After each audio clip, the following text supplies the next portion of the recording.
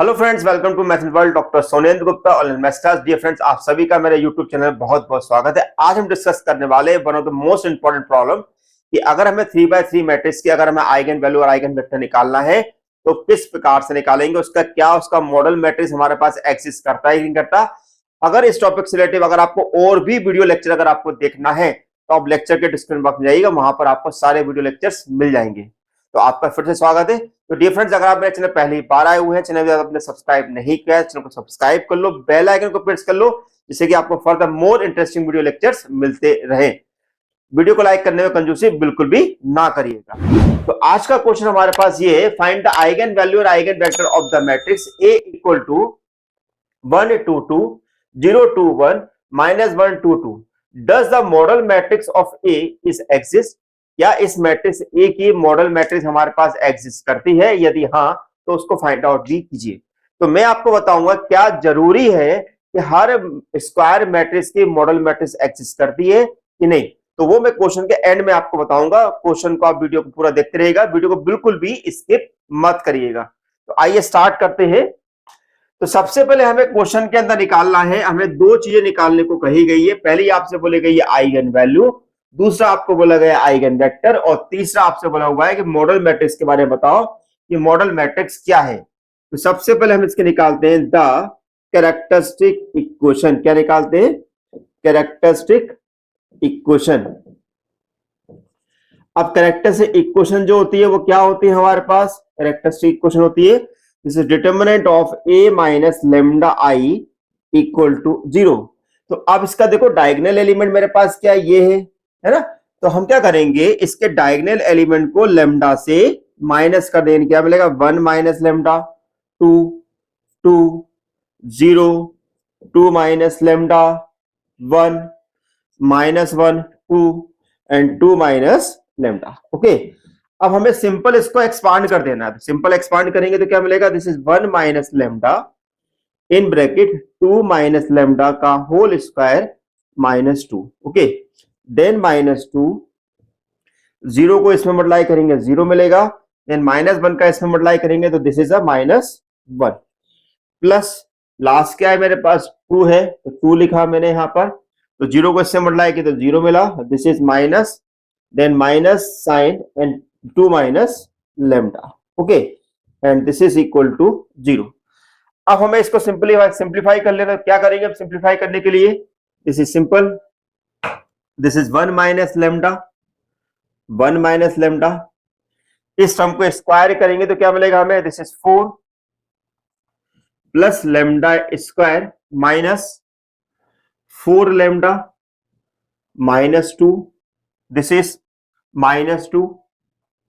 Bracket में क्या मिलेगा? माइनस माइनस प्लस, ये प्लस हो गया। देन दिस इज 2, ये भी माइनस माइनस क्या हो गया? प्लस हो गया, यानी कि 2 minus lambda equal to 0। Okay, अब हमारे पास क्या है? This is 1 minus lambda, this is lambda square minus 4 lambda, 4 lambda, then plus 2 -2 plus 4 minus 2 lambda equal to 0, है ना। अब 1 माइनस लेमडा, ये एज इट इज है, lambda square minus 4 lambda plus 2। यहां पर हमें क्या मिलेगा? This is +2 -2 lambda equal to 0। देखिए, क्वेश्चन सॉल्व करते समय इस बात पर विशेष तौर पर ध्यान रखिएगा, कैलकुलेशन बिल्कुल क्लियर होना चाहिए, कैलकुलेशन में गलती नहीं होना चाहिए। अब 1 minus lambda, this is lambda square minus 4 lambda plus 2। यहां से आपका 2 कॉमन निकल लिया है, 1 माइनस लेमडा। जनरली करते क्या है कि जब हम क्वेश्चन को सॉल्व करते हैं, हमारा पर्पस क्या है? क्योंकि हमें आइगन वैल्यू निकालना है, इसका पर्पस ये है कि हम किसी भी तरीके से फैक्टर को बाहर निकाल लें। लेकिन अगर फैक्टर बाहर नहीं निकल रहा है तो फिर हम इक्वेशन का मल्टीप्लाई करते हैं। लेकिन इक्वेशन का मल्टीप्लाई तभी करना है जब आपका फैक्टर बाहर नहीं निकल रहा है। तो आपने 1 माइनस लेमडा को बाहर निकाल लिया, दिस इज 1 माइनस लेमडा, अंदर क्या बचेगा? Lambda square minus 4 lambda plus 2 equal to 0। तो अब मेरे पास 1 माइनस लेमडा आ गया, अंदर क्या मिलेगा? This is lambda square minus 4 lambda plus 4 equal to 0। तो आपके पास क्या हो गया, this is 1 minus lambda, this is lambda square. अब देखिए यहां पर हमारे पास ये क्या बन गया, lambda square minus 4 lambda plus 2, यानी कि हम इसको लिख सकते हैं लेमडा माइनस 2 का होल स्क्वायर इक्वल टू 0, यानी कि हमारे पास लेमडा की वैल्यू आ रही है 1 2 2। देखिए जब भी अगर हमारे पास आइगन वैल्यू रिपीट करे तो एक बात का विशेष तौर पर ध्यान रखिएगा कि जो रिपीटेड वैल्यू है उसको हमेशा बाद में लिखिएगा। जैसे कि मेरा आप देख रहे हैं कि मैंने यहाँ पर रिपीटेड वैल्यू को बाद में लिखा हुआ है, जबकि मेरे पास वैल्यू को अलग लिखा हुआ। अब मुझे क्वेश्चन में चेक करना है क्या हमारी ये आइगन वैल्यू करेक्ट है कि नहीं है। तो मैंने आपको चेक करने का तरीका बताया था। यहाँ पर हम दो टाइप के केस यहाँ पर कंसीडर करते हैं। पहला चेक हमारे पास क्या है कि हम देखते हैं कि हमारे पास एस लेमडा मतलब सम ऑफ आइगन वैल्यू, क्या हमारे पास सम ऑफ डायगोनल एलिमेंट के बराबर है कि नहीं, सम ऑफ डायगोनल एलिमेंट है ना। तो अब हम चेक करते हैं। तो एस लेमडा का मतलब क्या हुआ, दिस 1 प्लस टू राइट, और डायगोनल एलिमेंट का मतलब क्या हुआ 1 प्लस टू, यानी कि हमारे पास क्या हुआ, दिस 1 प्लस टू।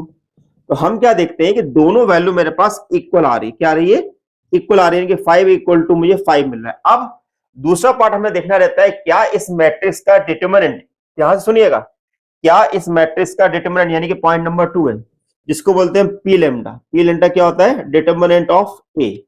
तो अब हम देखते हैं कि 1 को 2 से मल्टीप्लाई किया और इस मैट्रिक्स का डिटरमिनेंट निकाला, तो क्या होगा भाई इस मैट्रिक्स का डिटरमिनेंट, दिस इज 2 इंटू 2 यानी कि 4 माइनस 2 इंटू 1 यानी कि 2, then minus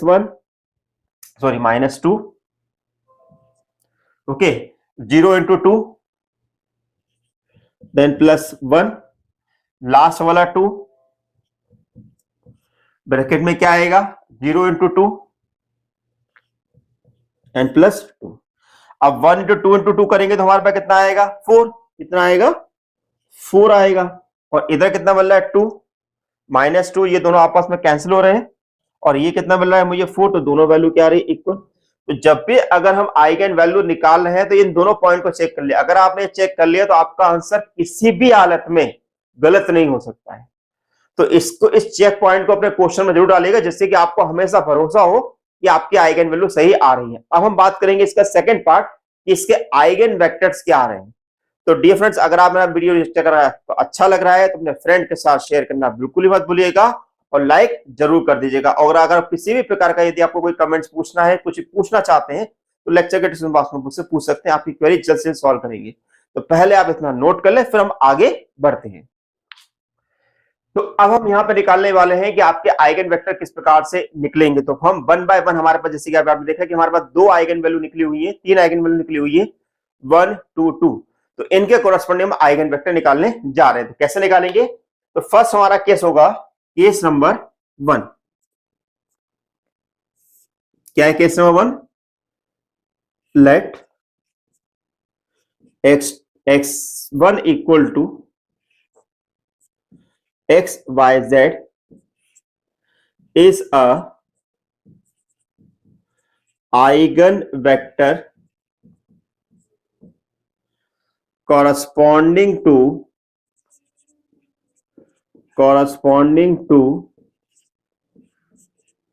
lambda equal to 1। Then अब मेरी इक्वेशन क्या लिखाती है, this is a minus lambda I into x1 equal to 0। अब लेमडा मेरे पास क्या है, क्वेश्चन में 1 दिया हुआ है, तो हम क्या करेंगे डायगोनल से जितने भी डायगोनल के एलिमेंट है उसको 1 में से माइनस कर देंगे। तो क्या मिलेगा बच्चों हमें, this is 1 minus 1 2 2 0 2 minus 1 1 minus 1 2 2 minus 1 and this is your x y z and this is your 0। अब ये क्या हो गया हमारे पास, this is 0 2 2 0 1 1 minus 1 2 1 and this is your x y z and this is your 0। अब थोड़ा यहां पर आप ध्यान समझिएगा कि अब हम इसको सॉल्व कैसे करेंगे। आप ध्यान से देखेंगे पहले दो रो को अगर आप ध्यान से देखेंगे 0/0 2/1 और 2/1, तो 2/1 2 मिलेगा, 2/2 2/1 1 मिलेगा। यानी कि इसका मतलब ये है कि मेरे पास R1 और R2 यानी कि पहले दो रो जो है वो एक्चुअली मेरे पास सेम है, या हम ऐसा कह सकते हैं कि भाई हम सेकेंड रो से फर्स्ट रो को जीरो बना सकते हैं। तो इस कारण से हमारे पास पहले दो रो को हम कभी सॉल्व नहीं करेंगे। अगर हमने पहले दो रो को सॉल्व करा तो आपके पास जो एक्स वाई जेड निकलने वाले हैं वो सारे के सारे निकल के आएंगे जीरो, जो हम आपको पहले ही बता चुके हैं डेफिनेशन के अंदर, किसी भी मैट्रिक्स के आइगन वेक्टर की एंटायर वैल्यू जीरो नहीं हो सकती है। दिस इज नामुमकिन, ये नामुमकिन हमारे पास, तो इस बात का ध्यान रखना है। कभी भी हमारे पास सारे के सारे एक्स वाई जेड जीरो नहीं हो सकते। हाँ, दो जीरो हो सकते हैं, एक जीरो हो सकता है, लेकिन तीनों जीरो नहीं होंगे। ओके, तो हम यहां पर R1 और R2 को सॉल्व नहीं करेंगे, तो हम यहां पर सॉल्व करेंगे R2 और R3 को। क्यों? क्योंकि R2 और R3 में आप देखेंगे कि यहां पर हमारे पास ये आइडेंटिकल नहीं है। तो यहां पर हम रीजन क्या लिखेंगे? सिंस या clearly R2 and R2 and R3 are non-identical rows, then अब कैसे करेंगे? इनको मल्टीप्लाई करते क्या मिलेगा हमें? This is 0x 1y 1z equal to 0, this is minus x then plus 2y, this is 1z equal to 0। अब यहां पर इसको मैं सिंप्लीफाई करता हूं क्रॉस मल्टीप्लीकेशन मेथड से। तो 1 का सिंपल, अगर आपको याद नहीं है तो मैं आपको बता देता हूं सिंपल, आप इसको छुपा लीजिए। तो y का कोफिशिएंट कितना 1 है, इधर कितना है 1, तो 1 इंटू 1 कितना होता है 1, है ना। बीच में माइनस साइन फॉर्मूले का आता है, फिर 2 का 1 में करेंगे तो कितना आएगा 2 आएगा। तो इस प्रकार से हम लिख सकते हैं। दूसरा साइन जो होता है वो माइनस साइन का होता है, यानी कि y। तो y की वैल्यू करेंगे तो हमारे पास क्या होगा, y को छुपा लीजिए। तो y को छुपाएंगे तो क्या होगा, 0 का 1 में करेंगे कितना आएगा 0। देन उसके बाद -1 का 1 में करेंगे कितना आएगा -1। देन तीसरा सम होता है प्लस, है ना, बहुत आसान है। z के लिए 0 का 2 में करेंगे कितना आएगा 0। देन -1 का 1 में करेंगे तो कितना आएगा -1। तो इसका मतलब क्या हुआ, this is x upon -1, y upon -1 और z अपॉन 1। तो अब आपकी मर्जी है, तो चाहे माइनस साइन का मल्टीप्लाई कर दिए, अगर आपको नहीं करना तो मत करिए। तो इसका मतलब क्या हुआ कि मेरे पास क्वेश्चन में x1 की वैल्यू आ गई है, दिस इज -1 -1 और 1। अब ये यहां पर निकालना है सेकेंड आइगन वेक्टर, यानी केस नंबर 2 हमारे पास होगा, केस नंबर 2। तो हमने क्या किया, लेट x। एक बात का ध्यान दीजिएगा, जिस रिपीटेड आइगन वैल्यू के कोरस्पॉन्डिंग में मैं आइगन वैल्यू आइगन वेक्टर निकालना, तो वहां पर मैं इसे x2 यूज नहीं करूंगा, वहां पर x यूज करूंगा। क्यों? क्योंकि मुझे नहीं पता कि वहां पर मेरे पास एक आइगन वेक्टर आने वाला है कि दो आइगन वेक्टर आने वाले हैं, इसलिए वहां पर मैं x शब्द का यूज करूंगा। तो मेरे पास क्या होगा, this is x y z and lambda equal to 2। तो मेरे पास क्या होगा, this is a minus 2i x equal to 0, है ना। अब मेरे पास क्या होगा, दिस इज जितने भी मेरे पास एलिमेंट डायगोनल में उसको मैं 2 से माइनस करूंगा तो क्या मिलेगा, this is 1 minus 2 2 2, then 0 2 minus 2 1 minus 1 2 and 2 minus 2, and this is your x y z equal to 0।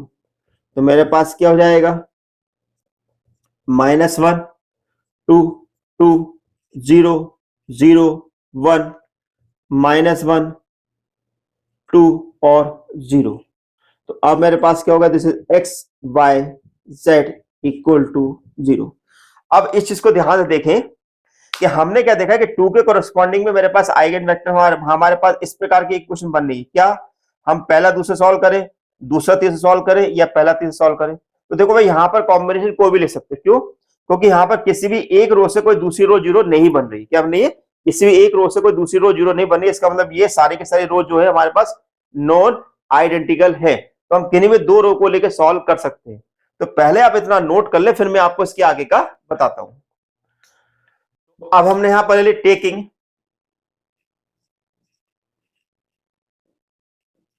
Taking R1 and R2।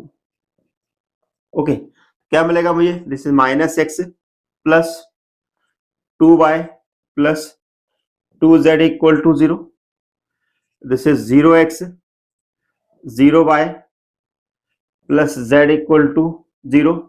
इसको हम क्रॉस मल्टीप्लाई सॉल्व करें तो 2 इंटू 1 2 माइनस 0, y के अपॉन में सॉल्व करें तो 0 0 sorry this is -1 and 0, z के upon में सॉल्व करें तो this is 0 this is 0।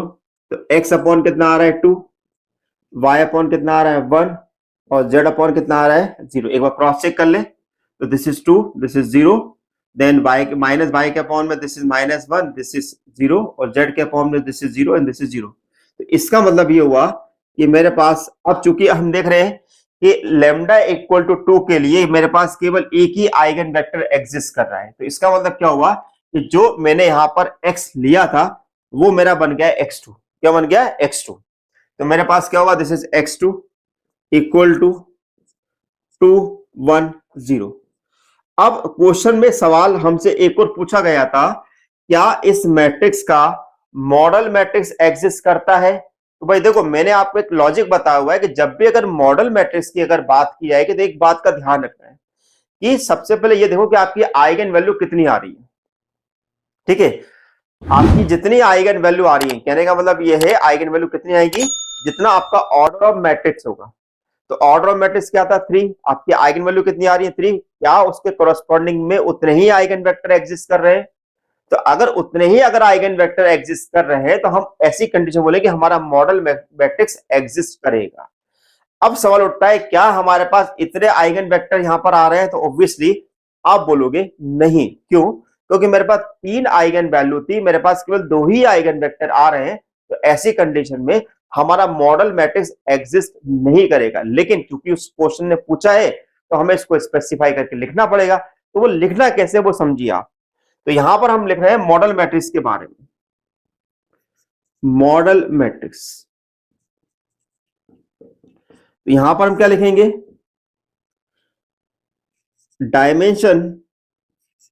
Dimension of lambda. Lambda मतलब कि आपकी आइगन वैल्यू कितनी है? तो आइगन वैल्यू हमारे पास क्या है? ई लेमडा, है ना। और इधर लिखेंगे dimension of x lambda. Dimension of E lambda हमारे पास कितना है? 3। डायमेंशन ऑफ एक्स लेमडा मेरे पास कितना है? 2। ऑब्वियसली ये इक्वल नहीं है, तो देयरफॉर मॉडल मैट्रिक्स